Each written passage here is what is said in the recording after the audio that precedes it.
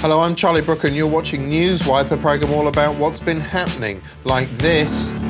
Brown smear apology. He's now so unpopular even bystanders don't want to be caught near him. Banal footage of frumpy singing woman astounds imbeciles worldwide. And best budget ever! Or worst, depending on what happened after we recorded the voiceover. But first, well, look, we were always scheduled to do 5 regular episodes of this programme and 1 best-of compilation at the end.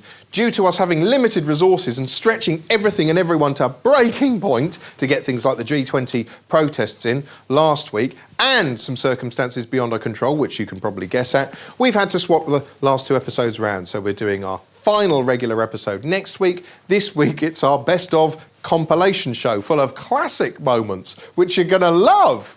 Starting with this classic moment, it's me standing in a factory full of dummies. It might sound like an odd statement, but the relationship between the news and what I like to think of as real people has shifted somewhat throughout the years. Over to the newsroom. Not so long ago, the news basically consisted of a bloke at a desk telling you, the viewer, what had happened that day, with the help of some reporters, some cheap graphics, and an irritating weatherman. Real people, i.e. us common or garden shoe-wearing schlubs, didn't get much of a look in, except, of course, if we'd witnessed something important. She told me what happened after the first explosion. And the second bomb didn't go off for a good 10 minutes after that. But in the late 70s and early 80s, this began to change and real people started to have more input. The concept of the public having their say hit a peak in 1983 when housewife Diane Gould famously put the boot into Mrs Thatcher live on Nationwide's On the Spot segment. Mrs Thatcher, why, when the Belgrano, the Argentinian battleship, was outside the exclusion zone and actually sailing away from the Falklands, why did you give the orders to sink it? But it was not sailing away from the Falklands. It was in an area which was a danger to our ships. Mrs Thatcher, I am saying that nobody with any imagination can put it sailing other than away from the Falklands. I'm sorry, I forgot your name. It's Mrs Comeuppance. It was in an area which was a danger to our ships. Well, now, you accept that, do you? No. It was proof that real people's questioning of the facts could move the story forward for the journalists, so from this point on, their opinions were solicited more frequently, whether they were interesting or not. I think a pound note has got more value than a pound coin. I prefer the railway log, but I don't know how they've come with coach this time. That situation changed with the death of Princess Diana in 1997. Here, the public's emotional reaction became the central focus of the story itself. It started out as shock and sorrow. The outpouring of emotion just grows by the day. What had begun as a sea of flowers has now turned into an ocean. Before mutating into anger. Queen's not in residence today, but where the hell is the flag? Eh? You see what I'm saying about the establishment? And it eventually altered the events themselves. This afternoon provided the focal point the crowds had been demanding. Their sudden appearance on the Mall, just one of a series of fast-moving changes in which Buckingham Palace repeatedly bowed to the wishes of the people. Well, I'm glad she's listened to, obviously, to the media, isn't she, and to the people. Afterwards, the news was terribly pleased with itself for reflecting the feeling of the nation, for being so wonderfully inclusive, which is odd because the entire saga left me, and I suspect millions of other people like me, feeling weirdly alienated. Because I wasn't an anguished mourner. Diana's death didn't make me happy, but it didn't move me to come down to the palace and demand to see the Queen weeping on the pavement either. Inadvertently, what the news was doing was driving a wedge between regular people and emotional, demonstrative, and some might say overreactive people. And ever since Di's death, it's been this second group that's had more influence over the news agenda. That's why stories such as this angry ITN news piece on the Baby P report often lead on the emotional public outcry. Baby P's grave is still surrounded by the thought and care he never had in life. No one was there to help you, reads this card. In effect, the journalist and the public have swapped places. Instead of offering us a factual summary of events that we can then form an emotional opinion on, they're asking us for our emotional opinion and then incorporating it into their factual summary of events. Anyway, opinions and emotions are one thing, pictures are another. The 2004 tsunami was a decisive moment for user content. Most of these terrifying clips had been gathered by traditional news agencies, which in turn sold them onto TV networks who ran them again and again and again. It was so exciting that the BBC set up a dedicated user-generated content department aimed at harvesting footage directly from the viewers. Shortly afterwards, 7/7 happened, and harrowing pictures sent in by those caught up in the attacks quickly made it directly onto the screen. People shot hours of footage. Now, of course, I can completely understand why you'd want to look through a viewfinder if you found yourself caught up in the middle of something like this. Seeing it all through a lens would somehow disconnect you from the misery of what was happening and make it seem less real. At least that's why I do it whenever I get caught up in a bloody argument in a bloody relationship. You're doing absolutely nothing. I mean, do you even care about me? Have you ever loved me?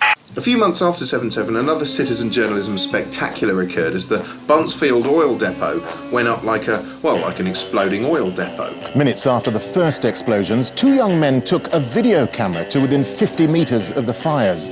They defied official advice to keep away. Yes, helpfully illustrating one of the potential pitfalls of citizen journalism, two amateur filmmakers raced towards the inferno with their lenses on. Aside from recklessly dumb visual observation, we also got to enjoy recklessly dumb vocal observation, as one of them said it wasn't a fire, but actually Satan coming to Earth in the form of oil. It is actually Satan coming to Earth in the form of oil. See? Imagine we were sitting right here when it went, and it did that to those buildings. Yeah, I imagine we'd be dead. Yeah, well, good job there aren't any oil tanks left to explode, yeah? At one point, their camera zooms in on an oil tank yet to explode. Well, this should be good. I hope they stick around. We've got to make a move now because they're expecting another explosion. If there is another explosion, we're going to die.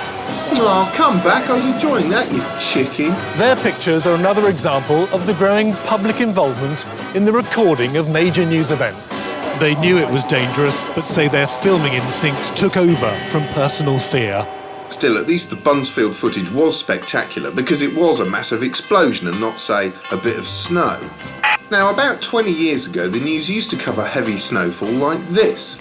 Moira Stewart, dressed in a straitjacket, barking a load of basic information about which trains weren't running. And services to Sheffield and Newcastle are also disrupted. And a few sternly voiced VT reports telling you what to do. Emergency services have repeated their advice for people to stay inside, wrap up warm, and not to venture out unless it's absolutely necessary. Fast forward to earlier this year, and a cold snap has suddenly become a chance to turn the news into a cuddly-wuddly multimedia slideshow. Eventually, the sheer amount of user-generated content they'd received became a self-congratulatory story in itself. 35,000 pictures the BBC yesterday received of the weather, an absolutely amazing response, our biggest ever response. Well, who'd have thought a national weather condition would have generated that many pictures? 35,000 in one day, we just couldn't believe it. How do you wade through all those pictures like that? Yeah, how and why? I think these pictures we're just looking at now, I mean, they're beautifully shot.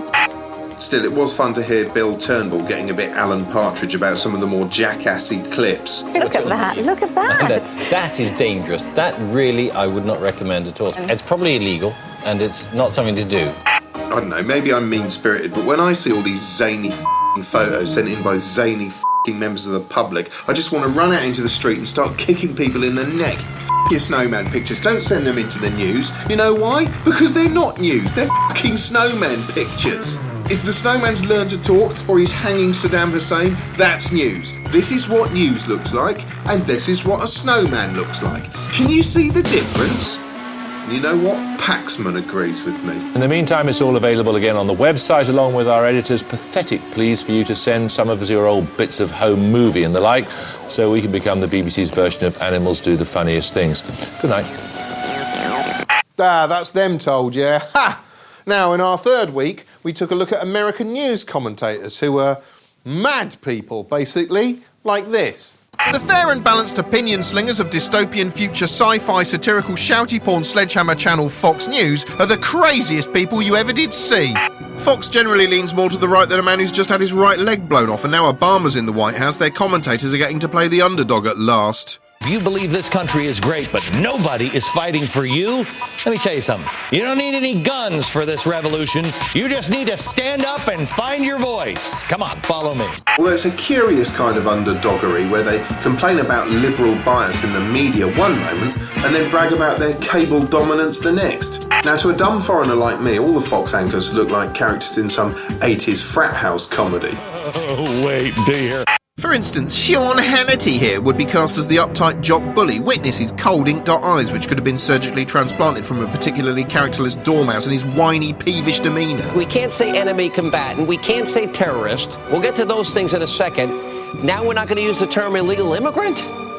The disapproving high school principal would have to be Bill O'Reilly, moralising about permissive society one minute. The Woodstock generation thought it was cool to get stoned. And chortling about lady bumps the next. Their pitch is beach-friendly, if you know what I mean, and we believe they are patriots. When there's no tits to dribble over, Bill kills time by boasting about his ratings. Judging from our enormous ratings, I think we've been successful in doing that.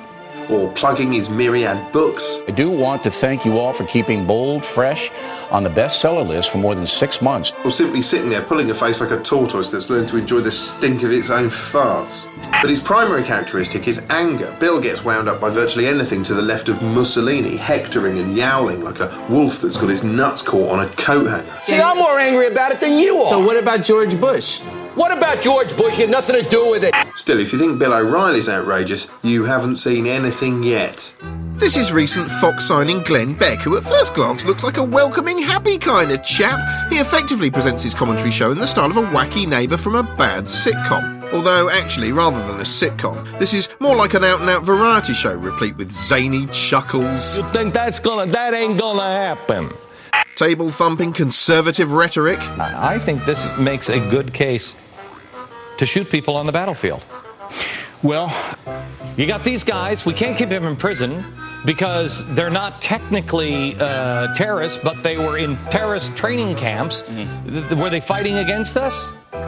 Well, they were in a terrorist training camp. Yeah, I mean, we go in, you shoot them then. And toe-tapping patriotic country music. When I see people on my TV taking shots at Uncle Sam, I hope they always remember why they can.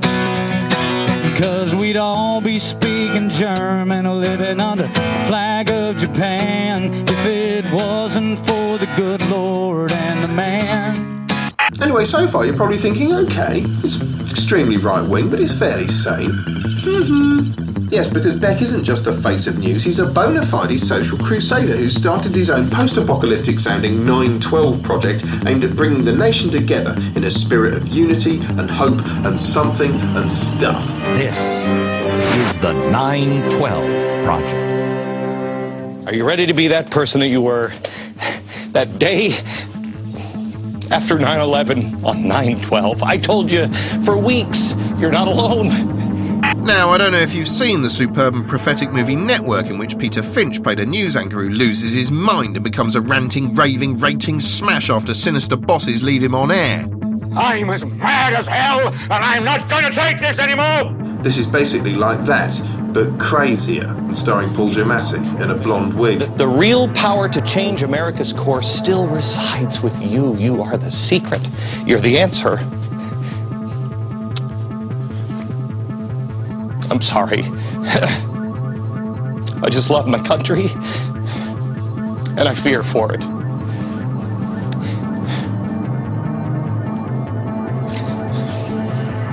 And it seems like the voices of our leaders and special interests and the media, they're surrounding us. It sounds intimidating. Or mental. The truth is, they don't surround us. We surround them. This is our country. And now the weather from a talking oven glove with a face on it. Hello. Yeah, Glenn Beck might cry on air, but does he appear in a neck brace laughing nihilistically at all the torment in the world like this? Ha ha ha ha ha ha ha! No. Anyway, the recession, or money-geddon as we like to call it, has remained top of the news agenda all the time we've been on air. It's involved a lot of tricky concepts the news has had to try and explain to us. Here's how they dealt with quantitative easing. Every day there's been baffling new terminology to learn, with the latest being quantitative easing, the Bank of England's recent attempt to stop the economy tumbling into a great big bin full of bums. Now, unless you speak fluent jargon, it's not immediately clear what quantitative easing actually is. In fact, as Newsnight found out when they hit the streets to ask human beings, even Brainiac Moss from the IT crowd doesn't know what it is. the easing of quantitativeness. Thank God then that the news is on hand to describe exactly what quantitative easing is in easy-to-follow metaphorical steps. Put simply, quantitative easing is a tool for fixing a blockage in an economy that isn't running smoothly. There you go, it's a sort of spanner, made of money. But how does it work? Well, I suppose you twist it into the stock market. It's like creating money out of thin air or filling up a petrol tank with imaginary petrol. That is what most economists agree is needed to get any recovery started. Oh God, he isn't making any sense. What I need is someone who can't help but speak in profoundly simple terms. Hello, welcome to 5 News. I'm Natasha Kaplinsky. I'm preemptively chuckling because I reckon she's about to tell us it's designed to encourage the banks and arse to get lending and spending. It is designed to encourage the banks and us to get lending and spending. Our chief correspondent, John Samuels, investigates whether these measures will help an economy that's been going off the rails. Why, Natasha, that almost sounds like a cue for a bad railway metaphor. The economy at the moment seems to be like a runaway train. Great, all right, let's see you run with this one. The government's been pulling lots of levers behind the scenes to try and slow down the economic crisis, but it's got to such a stage now that they're trying a different track. Just tell me how it works. It's called quantitative easing. The idea is to pump more money into the economy and get banks lending again. Toot toot, the economy's made of trains. We once had a model economy. The government hopes the latest measures will mean we soon see light at the end of the tunnel.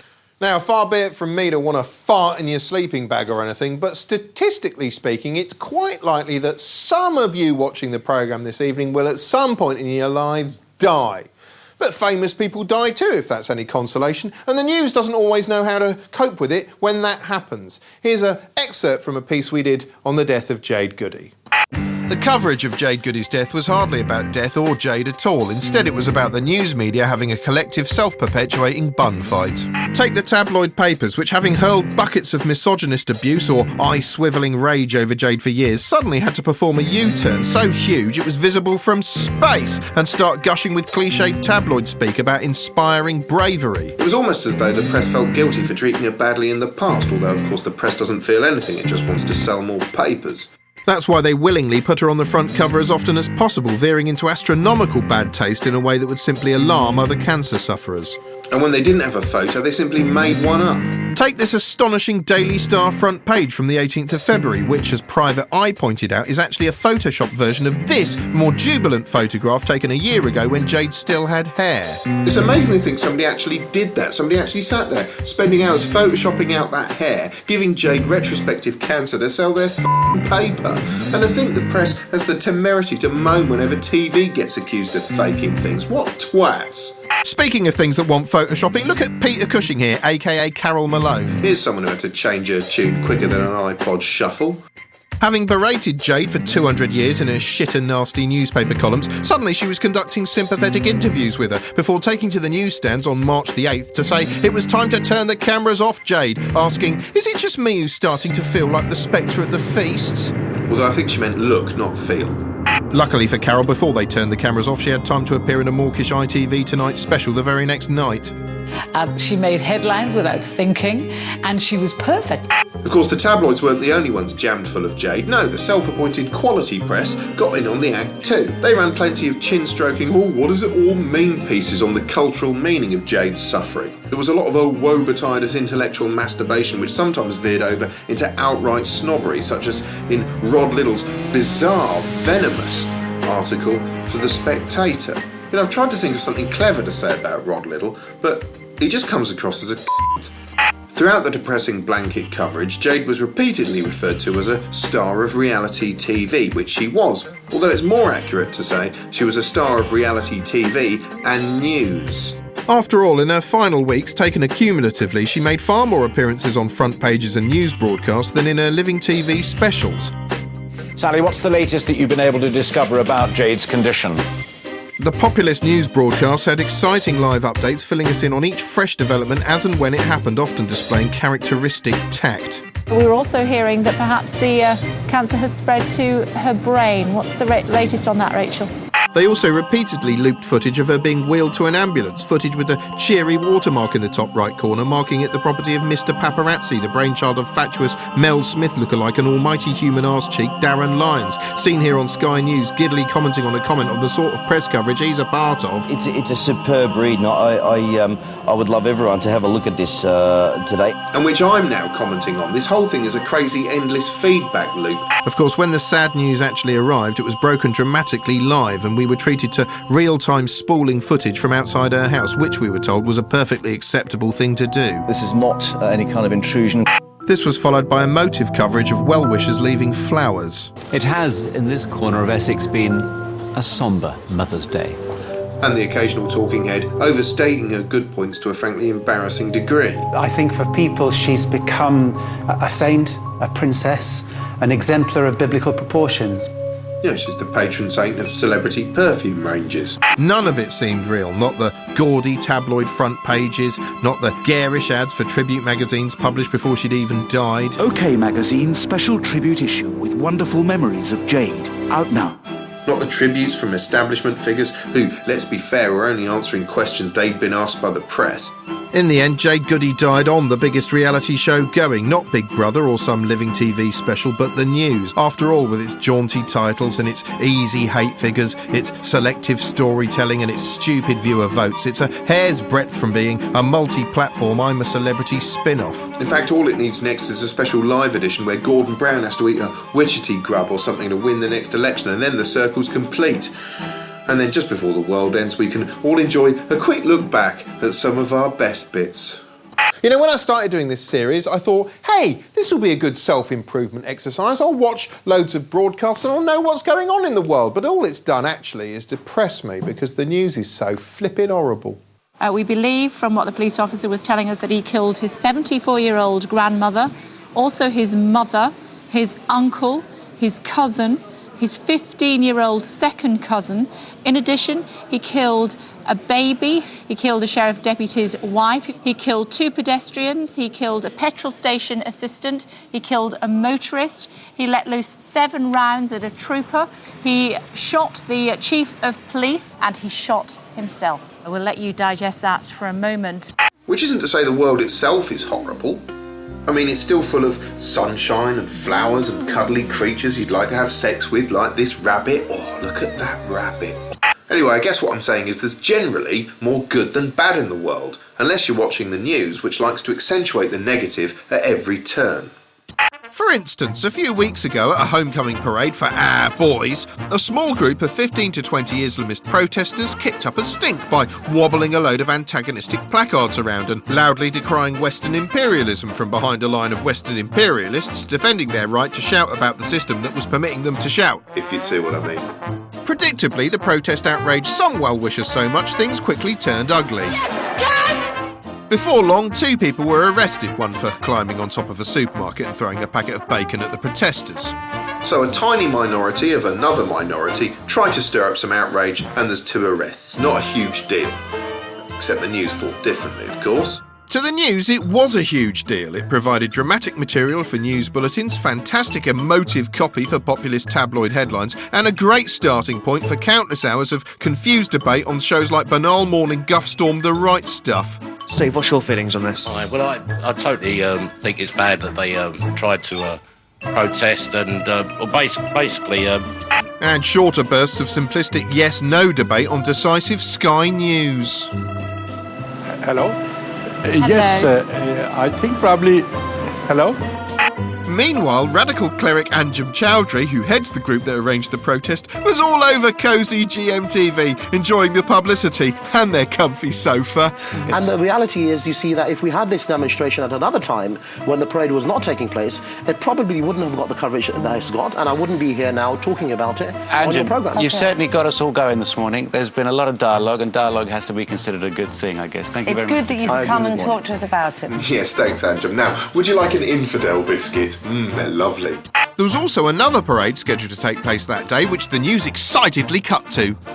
But wouldn't you know it, when the moment of truth came, the Watford March passed off without incident and the news was left without the story. Parades. Let's have a listen to see what's going on down there in Watford. No, nobody shouting baby killers. This is boring. Fuck it.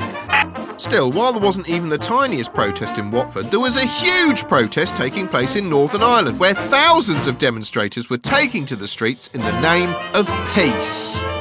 Yes, that's thousands of protesters coming together to demonstrate against the recent upsurge in Republican violence. So surely if 15 to 20 protesters in Luton gets a lot of coverage, surely thousands of protesters in Northern Ireland is going to get even more, right?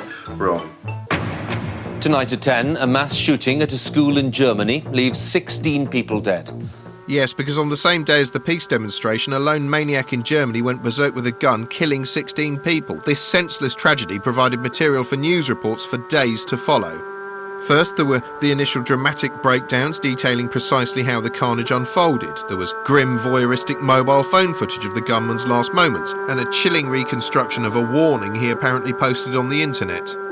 He typed these words: "Everybody's laughing at me. No one sees my potential. I'm serious." Which later turned out to be almost certainly false, incidentally. The aftermath in Vinenden proved so compelling for the vulture-like rolling news stations they even filled airtime showing things that weren't happening yet. 2 days later, even footage from an old ping-pong tournament in which the back of the gunman's head was vaguely visible was still considered news. The latest pictures of Kretschmer show him playing table tennis, his favourite sport. And 3 days later, even worse footage, pixelated to the point where it looked like a broadcast from the Lego dimension, well, that was considered news too. In the video, Kretschmer is shown taking part in an arm wrestling contest in Rottenburg last year. Yeah, I think if I squint, I can just about make out the face of a killer. Isn't the news brilliant? Repeatedly showing us a killer's face isn't news, it's just rubbernecking. And what's more, this sort of coverage only serves to turn this murdering little twat into a sort of nihilistic pin-up boy. One thing the news kept plaintively asking was why this had happened. Why? What had triggered in the mind of a seemingly normal teenager such fury and alienation? Well, if you want to know why not ask a forensic psychiatrist? We've had 20 years of mass murders, throughout which I have repeatedly told CNN and our other media, if you don't want to propagate more mass murders, don't start the story with sirens blaring. The school day had only just begun when the attacker struck. Don't have photographs of the killer. The 17-year-old's 3-hour rampage ended in his own death. Don't make this 24/7 coverage. The German Chancellor is about to give her reaction. We'll bring that to you live. Do everything you can not to make the body count the lead story. Carnage in the classroom, 16 people are dead. Not to make the killer some kind of anti-hero. Dressed in black combat gear, the gunman opened fire at random. Do localize this story to the affected community and make it as boring as possible in every other market. Because every time we have intense saturation coverage of a mass murder, we expect to see one or two more within a week. Hold on a second here. In summary then, not only does bad news always trump good news, but that bad news might itself actually help create more bad news, which is good news if you're the news. Jesus Christ. Anyway, that's the end of this special compilation show, which was scheduled for next week. Instead, next week we've got a whole brand new episode. That is a treat. Yes, that's good, isn't it? Until then, that's all we've got time for. Go away.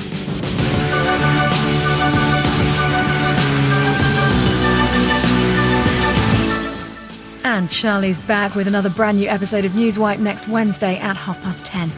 Next tonight here on BBC4, Marcus Brigstock puts Nigel Haver's mettle to the test in I've Never Seen Star Wars.